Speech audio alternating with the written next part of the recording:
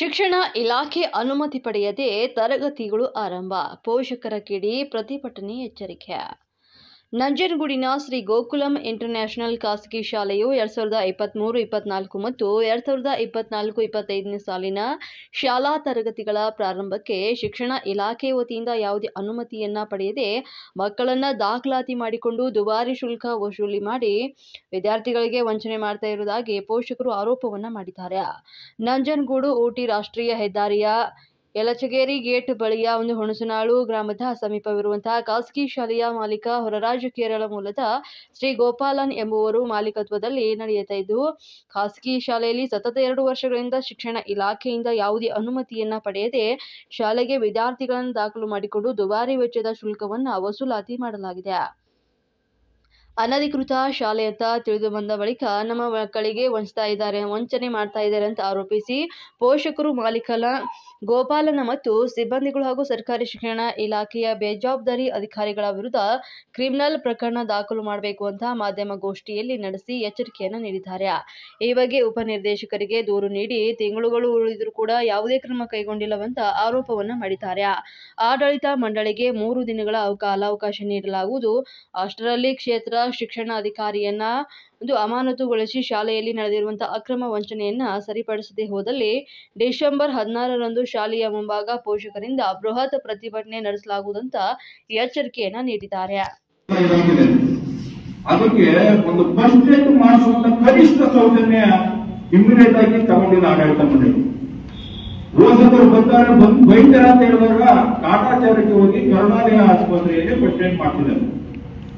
ಹೆಚ್ಚುವರಿ ಚಿಕಿತ್ಸೆಗೆ ಅವ್ರ ಪೇರೆಂಟ್ಸ್ ಹ್ಯಾಂಡ್ ಓವರ್ ಮಾಡಿದ್ದಾರೆ. ಇವರು ಆಡಳಿತ ನಡೆಸಿರುವಂತ ಆಡಳಿತ ವೈದ್ಯರು ಸಂಸ್ಥೆ.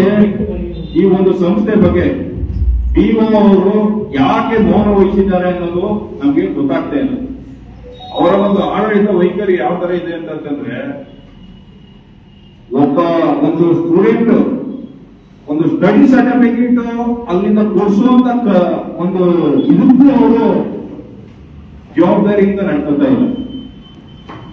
ಒಟ್ಟಾರೆ ಮೂಲ ಕಾರಣ ಕ್ಷೇತ್ರ ಶಿಕ್ಷಣಾಧಿಕಾರಿಗಳಾದಂತ ಮಹೇಶ್ ರವರನ್ನ ಅಮಾನತು ಮಾಡಬೇಕು. ಬೇಜವಾಬ್ದಾರಿಯಾಗಿ ಇಷ್ಟೊಂದು ಸಂಸ್ಥೆ ಕಾನೂನು ಬಾಹಿರವಾಗಿ ನಡೀತಾ ಇದೆ. ನೋಡಿ, ಇಲ್ಲಿ ಇರುವಂತಹ ಒಂದು ಫೀಸ್ ಸ್ಟ್ರಕ್ಚರೇ ಬೇರೆ.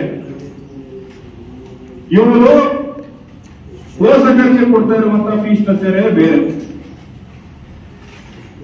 ನೋಡಿ, ಇದು ಸಂಸ್ಥೆಯವರು ಪೋಷಕರಿಗೆ ಕೊಡುವಂತ ಫೀಸ್ ಸ್ಟ್ರಕ್ಚರ್. ಸರ್ಕಾರಕ್ಕೆ ಒಂದು ಮಗುಗೆ 23,800 ಇದೆ, ಪ್ರಿಕೆಜಿಗೆ 24,800 ರೂಪಾಯಿ ಇದೆ. ಆದ್ರೆ ಇವರಲ್ಲಿ 24,800 ಜೊತೆಗೆ 10,000 ಅಡಿಷನಲ್ ಆಗಿ ಬುಕ್ಸ್ಗೂ ಕೂಡ 6,000 ರೂಪಾಯಿ ಹೆಚ್ಚುವರಿಯಾಗಿ ಮಾಡ್ತಾ ಇದ್ದಾರೆ. ಇದು ಒಂಥರ ಈ ಸಂಸ್ಥೆ ಅಗಲದವರೆಗೆ ನೋಡಿ, ಪಿಒ ಸಂಸ್ಥೆ ಕೊಟ್ಟರು ಇದು ಗೋಚರ. ಇವು ಸಂಸ್ಥೆ ನಡೆಸೋದೇ ಆದ್ರೆ ಹಣ ಮಾಡೋಕೆ ನಾನಾ ತರ ವಿಧಾನಗಳಿದೆ. ನಿಮ್ಮ ಆರೋಗ್ಯದಲ್ಲಿ ಹಣ ಮಾಡಿ, ಆದ್ರೆ ಪೋಷಕರಿಗೆ ಬರೆ ಎಳೆಯುವಂತ ಕೆಲಸ, ವಿದ್ಯಾಭ್ಯಾಸವನ್ನ ಮಾರಾಟ ಮಾಡುವಂತಹ, ಮಾಫಿಯಾ ಮಾಡುವಂತಹ ಸಂಸ್ಥೆಗಳು ನಂಜನಗೂಡಿನ ತಾಲೂಕಿನಲ್ಲಿ ರದ್ದಾಗಬೇಕು.